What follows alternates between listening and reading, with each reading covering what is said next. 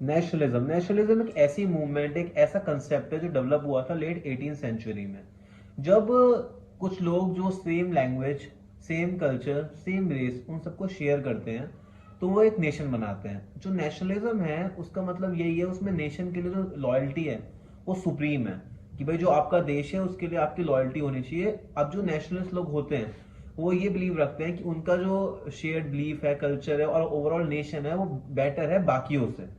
तो यहाँ पे सुपीरियरिटी और इंफीरियरिटी का कॉम्प्लेक्स आ जाता है, तो ये कंसेप्ट आ ही जाता है। इसके बाद बात करें कि जो नेशनलिज्म था ये तीन तरह का होता है: ethnic nationalism, cultural nationalism, civic nationalism.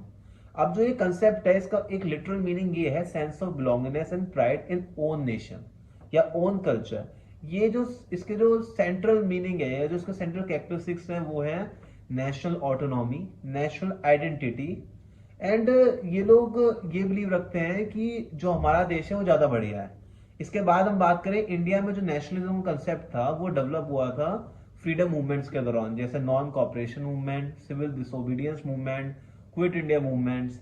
तो इन मूवमेंट्स के दौरान नेशनलिज्म लोगों में डेवलप हुआ और हम लोगों को ब्रिटिशर्स से आजादी मिली। इसके बारे में बात करते हैं नेशनलिज्म के ऊपर, तो ये जो एक कंसेप्ट है इसकी सबसे बड़ी दिक्कत यही है कि ये कभी कभी दूसरे नेशंस के लिए एग्रेशन पैदा करता है लोगों में।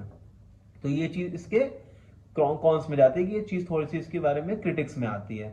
जो ये कंसेप्ट है इसमें नेशन सबसे ऊपर होता है और नेशन की लॉयल्टी भी सबसे ऊपर होती है।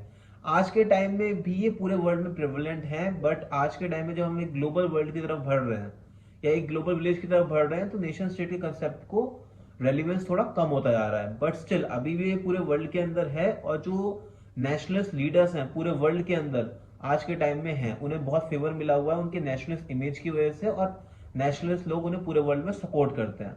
तो नेशनलिज्म का सिंपल मतलब ये होता है कि भाई जिस देश के अंदर हम रह रहे हैं उसके प्रति डिवोशन एंड लॉयल्टी।